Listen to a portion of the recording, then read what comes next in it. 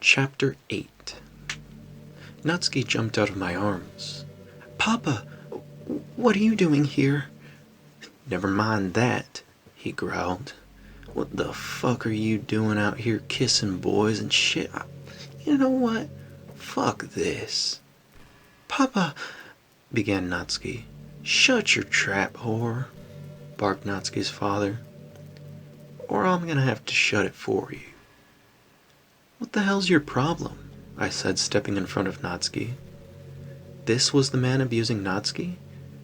This was him? There was no way that I was going to let him get away with it. I couldn't let him keep doing this shit. "And who are you?" he asked. "Really? This is the best you could do, Natsuki? This loser? Honestly, I knew you were retarded, but I didn't think you were this dumb." "Yeah? Well, is this the best you can do, picking on your own daughter?" I asked. I couldn't back down. Not for Natsuki. I had to stand up for her. She deserves everything she gets. He spat at me. He turned back to Natsuki and shouted, "I got you a McFucking Happy Burger for your scrawny little ass because I felt bad for having to hit you yesterday. But you know what? Every time I feel bad about it, you go on and show me why I shouldn't. Why, you make me do this shit, Natsuki. You're asking for it. You fucking deserve it." "Well, she doesn't deserve a good-for-nothing father, if I can even call you that. Look at yourself," I shouted back at him. Natsuki was crying on the sidewalk as I stood next to her father's car. "You just don't know when to quit, do you, boy?" he asked. He turned off the ignition and I looked around. It didn't seem like anybody else was home. All the driveways were empty. That didn't matter, though. At this point, there was no turning back. "Stay back," I whispered to Natsuki. Natsuki's father stepped out of the car and slammed the door behind him. It was an old, rusty muscle car, clearly from his youth, perhaps, or something. I couldn't really tell. "Looks like I gotta teach you a lesson, boy. The same kind of lesson I use on that little wench over there." He smiled as he walked up to me. He raised his fist, to which I braced myself. His punch landed in my shoulder, throwing me off, as I had planned to simply take his first blow and then give him one of my own. I was by no means a fighter. Another hit landed to my right end of my chest, making me step back. I regained focus and swung at him with a left hook. He took the hit just above his liver, causing him to cough. At best, all I had done was knock some wind out of one of his lungs.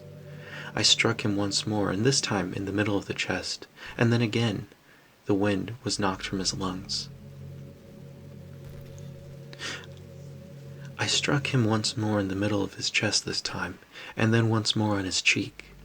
He fell back onto his car, and getting a little carried away, I came at him for another strike, but he was ready this time. He kicked me in the leg, causing me to fall in front of the car on the road. He kicked at me, but I was ready, and I caught his foot just before it hit. I tried to wrestle with it to bring him down, but he simply jumped and kicked my arm with his other foot, losing balance in the process. He landed on the side of his old car, which was faded and rusted enough that when he grabbed for a piece of trim, it simply snapped off. He looked upset at first, but then smiled as he picked himself up with trim in hand as I tried to back away from him. He lifted the rusted piece of metal and swung it hard at my leg, sending a serious shock of pain up my side. I fell onto it, and I rolled onto my back. I looked up to see him raising the trim once more, this time to slam it down on me full force. "Papa, stop!" cried Natsuki. He stopped at this and looked over to her. I watched his anger turn towards her as he dropped the piece of trim to the ground.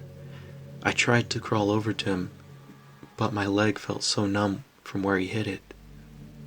He walked over to the cowering Natsuki much faster than I could move, and picked her up by the arm. "You better not show your damn face around my house again, you hear me? If I ever see you, or that little fuck over there, I'll make sure I finish what I started. You understand?" he asked. Natsuki whimpered, to which he slapped her across the face and dropped her back on the ground. "I asked you a question. Do you understand?" he growled. "Yes, sir," whispered Natsuki. Natsuki's dad walked back over to me and picked up the trim. My leg was still too numb as I tried to get back up. He kicked me in the back on his way past, causing me to fall once more onto the sidewalk. He got in his car, started the engine, and drove off. It was over. I crawled over to Natsuki with my legs still in awful pain. "Are you okay?" I asked. "No, I'm not okay, damn it," she cried. She went quiet. The only sound was a few distant dogs that could be heard barking. I leaned against the chain-link fence set in front of the house that we laid in front of. I pulled her into a hug, with my shoulder hurting as much as it did, but I simply closed my eyes and kept her near me. Chapter 9. When we finally got home, it was dark. I dropped my things at the door along with Natsuki's. She didn't have much with her, but I figured that I could let her use some of my things in the meantime until we could get her some clothing, since she wouldn't be able to go back to her dad's place. I collapsed on the sofa and watched Natsuki walk past the living room and into the hallway.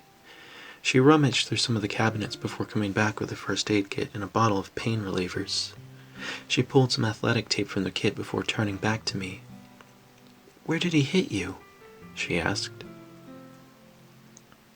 "Ribs, shoulder, legs, arm," I replied as I began to list my injuries. "I guess this won't do as much as I thought it would," Natsuki commented.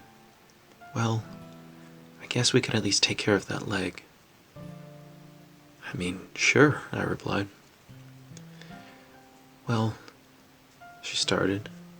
"I mean, you... well, I have to take your pants off to see your injuries," she said with a blush. I could understand why she was embarrassed, but I knew she simply had to do the job, and I decided not to leave her to it, and I took my own pants off, while trying my best to not have to get up. Dark purple bruises covered my thighs and just below my knee where he had first kicked me. Natsuki wrapped the areas and then placed some instant cold packs onto where the swelling was worse. She sat next to me on the sofa before handing me 2 pills. "The bottle says to take 2, she ordered. I took them and a bottle of water she handed me before laying back. "Help yourself to anything in the fridge," I sighed. She moved some things around for a bit before coming back with a glass of juice and some cereal. She set the food down on the table next to me before saying, "Get up." "What?" I asked. "Just your head at least, come on, I want to sit," she bargained. I didn't move for a while before at last lifting my head to let her sit. She patted her thigh lightly before moving her hand for me to lay back. She by no means had any sort of big thighs, but I'd have been lying to say that I didn't like what was there. I yawned as she took the remote and began flipping through the channels till she reached a cartoon channel, and then set the remote down. She looked down at me and pet my hair back, the same way that I had done for her. She looked into my eyes with hers, before at last whispering, "Thank you." "Thank you? Thank you for what?" I asked. "Getting a beat down?" "Well, sort of," she said. "I mean, I can't lie, at least part of me felt relieved that it wasn't me at the end of that." "Don't blame you. The old bastard hits hard," I replied. I closed my eyes and tried to get comfortable. "But another part of me feels worse. because it hurt a lot to see somebody I care so much about being hurt and not being able to do anything. To be fair, you did get him to stop, and, well, albeit at the cost of you getting hit some. I mean, I'm rather thankful for that, I replied. Yes, but, I mean, look, I want to thank you because it was really brave of you to stand up for me, she said. There isn't anything that'd be too much to ask for the ones I love, I replied. Are you sure your parents are okay with me staying here? Asked Natsuki, changing the subject. Well, they don't really even live here, I replied. Mom takes care of Grandma and Dad's a traveling salesman. They almost never come by, and when they do, well, they don't really care what I do. They only stay for a day or so. So, why do they have this house then? Asked Natsuki. Well, we were all supposed to live here together, but Dad got a new job, and when Grandma got sick, well, Mom had to go. When I turned 18, they basically left me here to take care of the place for them, I replied. I see. She ate her cereal as we talked. They send money every month for bills and groceries, and I just get to keep whatever's left. I have a few hundred for spending, so we could go and get you some clothes tomorrow, or maybe Sunday. Natsuki finished her food and got up to put her dishes away. She then walked to the bathroom once more. Do you have any spare toothbrushes? She called from the bathroom. I got up and hobbled over, showing her where the brushes were, and then I got ready for bed with her. Do you have any clothing to wear? She asked. Well, I have boxers or thermal pants. Your pick. Natsuki took the boxers and I led her to my parents' room. You can sleep in here, I said. A cold breeze rushed out of the room and Natsuki simply looked back up at me. Oh, isn't there another room we can sleep in? Well, there's the living room, I started. She looked at me and somewhat pouted now, and I understood what she was getting at. I led her a bit further to my bedroom and opened the door next. My room was a bit messy, to be honest, but it wasn't anything too bad. She pranced over to my bed and jumped in, giggling at how soft the bed was. This bed is so nice, she squeaked. Yeah, I replied as I sat down on the bed next to her. I felt something pull me from behind as Natsuki hugged me onto the bed. I didn't get to tell you this out there, but I love you, she whispered. I rolled over in spite of the pain and hugged her back. I love you too, Natsuki.